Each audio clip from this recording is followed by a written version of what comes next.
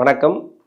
Tamil ஆஸ்ட்ரோலைஃப் channel பார்வையாளர்களுக்கு என்னுடைய மனமார்ந்த நன்றி. 2026 புத்தாண்டு ராசி பலன்கள். நீங்கள் எந்த ராசி, எந்த நட்சத்திரம், எந்த வயசில் இருக்கிறீங்க, அந்த வயசுக்கு என்ன தசை நடக்குது, அதாவது 16 வயசுலேருந்து 95 வயசு வரைக்கும் உங்களுக்கு என்ன தசாபுத்தி நடக்குதோ அந்த தசாபுத்தி நடக்கக்கூடிய கிரகத்துக்கு இந்த 2026 கோச்சார கிரகங்கள் என்ன மாதிரியான பலன்களை கொடுக்கும், 12 ராசிகளில் இருக்கக்கூடிய ஒவ்வொரு வயதினருக்கும் தனித்தனி தசாபுத்தி பலன்களாக கணித்திருக்கிறேன். உங்களுக்கு என்ன தசாபுத்தி நடக்குது அப்படிங்கிறத எனக்கு கமெண்ட் செக்ஷனில் பதிவு பண்ணுங்கள்.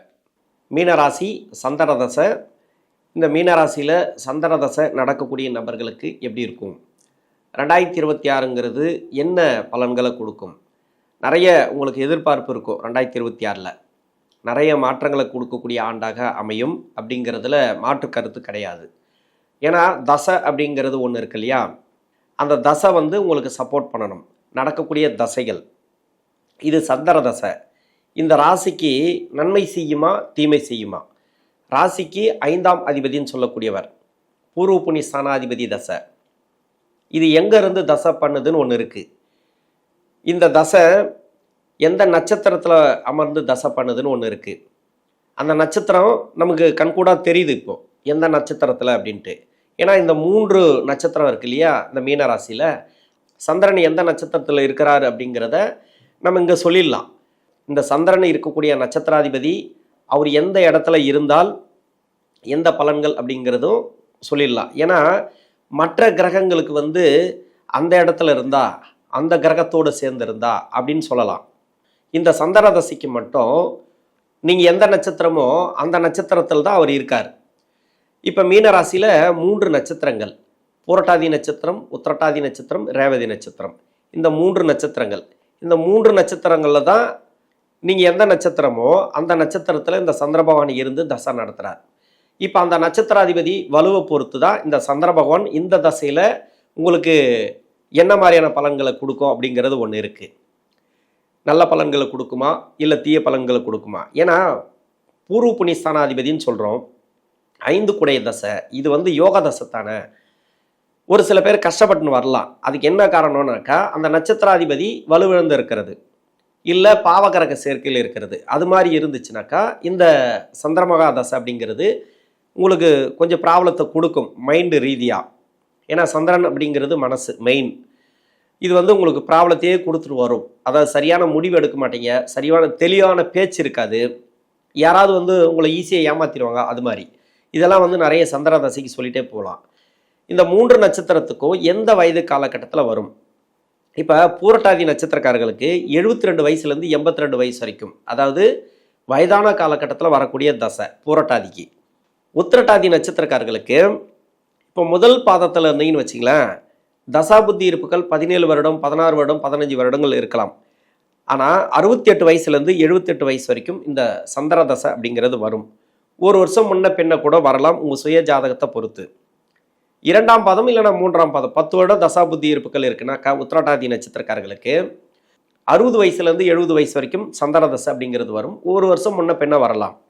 உத்திரட்டாதி நட்சத்திரம் 4ஆம் பாதத்தில் இருந்தீங்கன்னாக்கா 53 வயசுலேருந்து 63 வயசு வரைக்கும், அதாவது உங்கள் தசாபுத்தி இருப்புகள் ஒரு 3 வருடம் வச்சுப்போம்.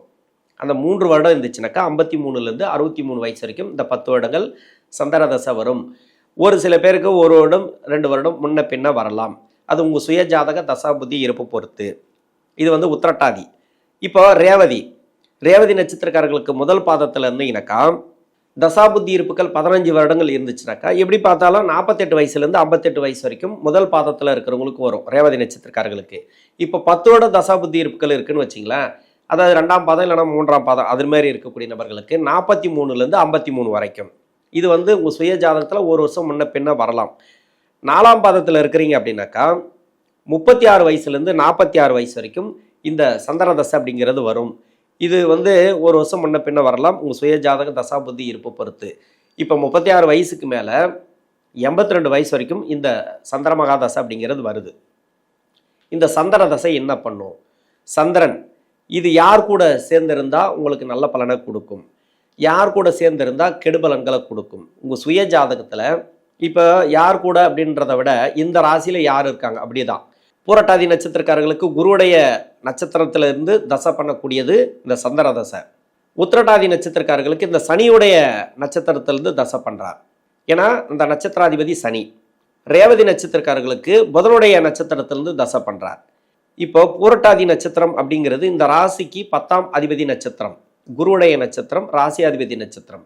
இந்த ராசியில் இருக்கிறவங்களுக்கு, இந்த நட்சத்திரத்தில் இருக்கிறவங்களுக்கு இப்போ குருவுடைய அமைப்பை பொறுத்து தான், அதாவது உங்கள் சுய ஜாதகத்தில் இப்போ ஆட்சி உச்சத்தில் இருந்தாலும் இல்லை கூடவே இருந்தால், அதாவது ஆட்சினாக்கா கூடவே இருப்பார், உச்சத்தில் இருந்தால் பரிவர்த்தனையில் இருப்பார். எப்படி பார்த்தாலும் இது மாதிரி இருக்கக்கூடிய நபர்களுக்கு சிறப்பு. இந்த நட்சத்திராதிபதி வலுவாக இருந்துச்சுனாக்கா இந்த ஜென்மசனி அப்படிங்கிறது ஒன்றுமே பண்ணாது, நல்ல ஒரு மாற்றங்களை கொடுக்கும். இது தவிர்த்து இந்த குரு பகவான் வந்து இந்த ராசிக்கு 3, 6, 8, 12 ஆகிய இடங்களில் இருந்துச்சுனாக்கா இது கொஞ்சம் கஷ்டத்தை கொடுக்கும். அங்கேயே பூரட்டாதியில் இருந்துட்டான்னா பரவாயில்ல, அதாவது 12ஆம் இடத்துல இருக்கும்போது பூரட்டாதியில் சொந்த நட்சத்திரத்தில் இருந்துட்டான்னாக்கா பரவாயில்ல, இதெல்லாம் சிறப்பு. இது வந்து இது மாதிரி கொடுக்கும். மற்றபடி ராகு கேதுவோடு சேராமல் இருந்தால் இந்த குரு பகவான் உங்களுக்கு நல்ல அமைப்பு வந்துடும். அப்படி ராகு கேதுவோடு சேர்ந்து இருந்தார், இல்லை இந்த குரு பகவான் மறைஞ்சு இருந்துச்சுனாக்கா இப்போ சுபபலம் கிடையாது, இருந்தாலும் பெருசாக கெடுபலன்களை சொல்லக்கூடிய அமைப்பில் கிடையாது. ஏன்னா பூரட்டாதி நட்சத்திரத்தில் இருக்கிறவங்களுக்கு ஓரளவுக்கு பரவாயில்ல. என்னை பொறுத்த வரைக்கும் இப்போ உடல்நிலை பிரச்சனைகள் எதனா இருந்துச்சுனாக்கா, ஏன்னா கடைசியில் வர தசை அப்படின்றது வாரிசுகளுக்கு சிறப்பு. அதாவது பூர்வ புண்ணிய ஸ்தானாதிபதி தசைனாக்கா வாரிசுகளுக்கு சிறப்பு. உங்களுடைய வாரிசுகள் நல்லா இருப்பாங்க, அவங்களுக்கு வந்து ஒரு வேலை கிடைக்கிறது, ஒரு வேலை அமையிறது. ஏன்னா பூரட்டாதி நட்சத்திரம்னா 72 to 82 வருது இந்த தசைங்கிறது. அந்த வயசில் உங்களுடைய வாரிசுகள் சிறப்பு, நல்லாவே இருப்பாங்க. அவங்களுக்கு வந்து ஒரு வேலை கிடைக்கிறதோ தொழிலோ ஏதோ ஒன்று நல்ல ஒரு பொருளாதாரத்தை கொடுக்கக்கூடிய அமைப்பு அது மாதிரி வந்துடும். இப்போ உத்திரட்டாதியில் இருக்கிறீங்கன்னு வச்சுங்களேன், உத்திரட்டாதி நட்சத்திரக்காரர்களுக்கு சனியுடைய நட்சத்திரம்.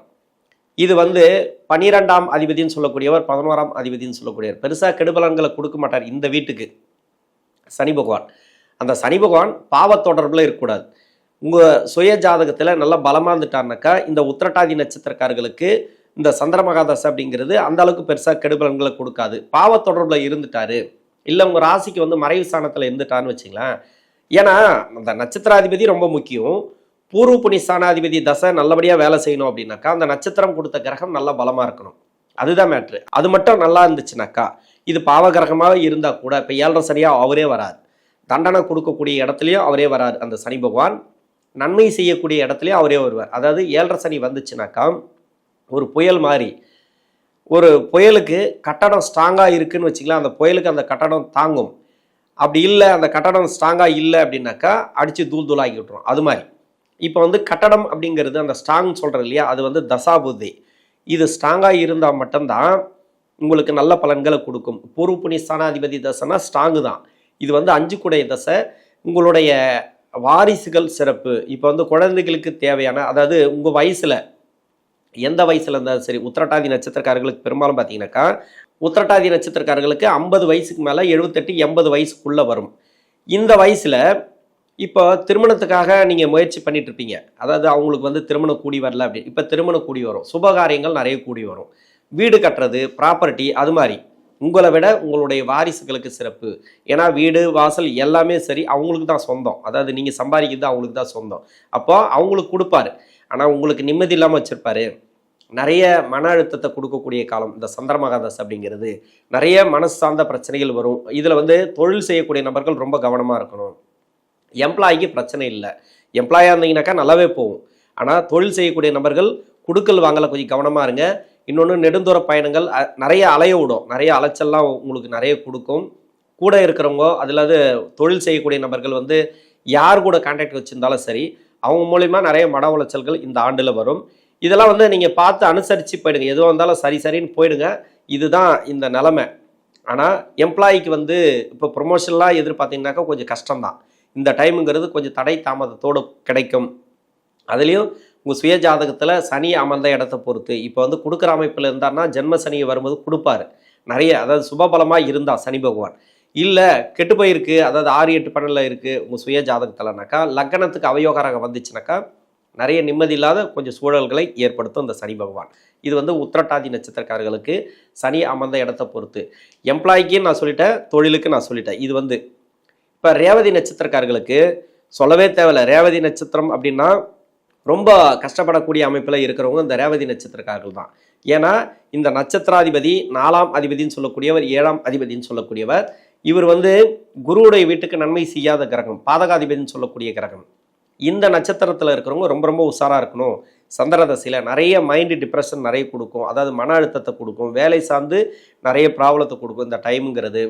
உங்கள் சுய ஜாதகத்தில் புத பகவான் சுபகிரக சேர்க்கை சுபகிரகத்தோடு இருந்தால் சிறப்பு, இல்லைன்ற பட்சத்தில் அப்படி இருக்காது. நிறைய பேருக்கு வந்து நிறைய கஷ்டத்தை கொடுக்கக்கூடிய அமைப்பில் தான் இருக்கும். அப்போது நீங்கள் வந்து எம்ப்ளாயாக இருக்கிறீங்க அப்படின்னாக்கா கொஞ்சம் அந்த எதிர்பார்ப்புகளை கம்மி பண்ணிங்க. அதாவது எதிர்பார்ப்பு மீன்ஸ் என்னென்னா, ஒரு ப்ரொமோஷனுக்காக எதிர்பார்க்குறீங்க, கொஞ்சம் கம்மி பண்ணிங்க. வேலையில் ஒரு மாற்றம், இந்த வருஷமாவது ஒரு மாற்றம் வருமானு எதிர்பார்க்குறீங்களா, அது கொஞ்சம் கம்மி பண்ணிங்க. ஆனால் வந்தால் ஏற்றுக்குங்க.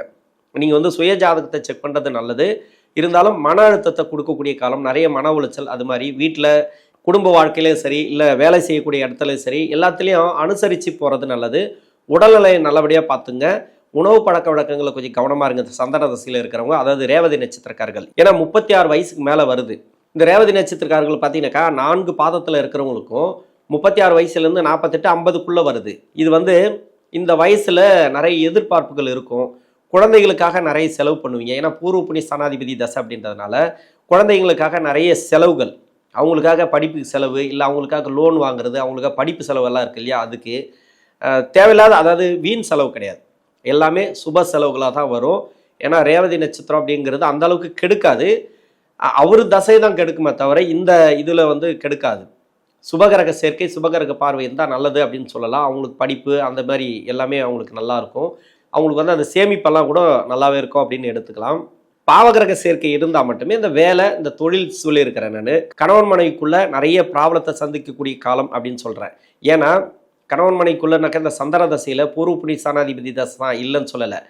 இந்த தசையில் முதல் 5 வருஷம், பின்னாடி 5 வருஷம், 10 வருஷம். இதில் இந்த 10 வருஷத்தில் சந்திர தசை, சந்திர புத்தி, அதன் பிறகு செவ்வாய் புத்தி, ராகு புத்தி, இந்த குரு புத்தி வரைக்கும் பரவாயில்ல. குரு புத்தி வரைக்கும் நன்மை செய்யக்கூடிய அமைப்பில் வந்துடும். இதில் இருக்கிறவங்களுக்கு ஓரளவுக்கு பரவாயில்ல. ஆனால் சனி புத்திக்கு பிறகு சனி புத்தி, புதன் புத்தி, கேது புத்தி, சுக்கிர புத்தி வரைக்கும் இதில் பின்னாடி இருக்கக்கூடிய 5 வருஷத்தில் இருக்கிறவங்க ரொம்ப ரொம்ப கவனமாக இருக்கணும். இது வந்து நிறைய நெருக்கடிகளை கொடுக்கக்கூடிய காலம். அதிகபட்சமாக பார்த்தீங்கன்னாக்கா நிறைய நெருக்கடிகளை கொடுக்கும், மன அழுத்தத்தை கொடுக்கும், அலைச்சலை கொடுக்கும். வேலை தொழில் எல்லாத்துலேயும் கொஞ்சம் கவனமாக பார்த்துக்கிட்டிங்கனாக்கா இந்த சந்திர மகாதசை அப்படிங்கிறது நல்லாயிருக்கும். நான் வந்து 3 நட்சத்திரத்துக்கு தனித்தனியாக பிரித்து சொல்லியிருக்கிறேன். ஏன்னா அந்த நட்சத்திராதிபதி, அந்த தசா நடத்தக்கூடிய கிரகம் எந்த நட்சத்திரத்தில் இருக்குது, அந்த நட்சத்திராதிபதி எப்படி இருந்தால் உங்களுக்கு நல்ல பலன்களை கொடுக்கும், எப்படி இருந்தால் கஷ்டப்படக்கூடிய பலன்களை கொடுக்கும், எதில் நீங்கள் கவனமாக இருக்கணும், எதில் வந்து நீங்கள் பார்த்து இந்த தொழில் வேலை வாய்ப்பெல்லாம் எப்படி இருக்கணும் அப்படிங்கிறத நான் தெளிவாக சொல்லியிருக்கிறேன். இருந்தாலும் நிறைய நெருக்கடிகளை கொடுக்குது அப்படின்னாக்கா தொழில் வேலை வாய்ப்பெல்லாம் கொஞ்சம் பார்த்து அனுசரித்து எல்லாத்துலேயும் கவனமாக நடந்துக்குங்க. இந்த சந்திர தசையில் இந்த 3 நட்சத்திரக்காரர்களுக்கும் தசாபுத்தி ரீதியாக சந்திர மகாதசை அப்படிங்கிறது ஒரு நல்ல ஒரு மாற்றங்களை கொடுக்கும். நன்றி.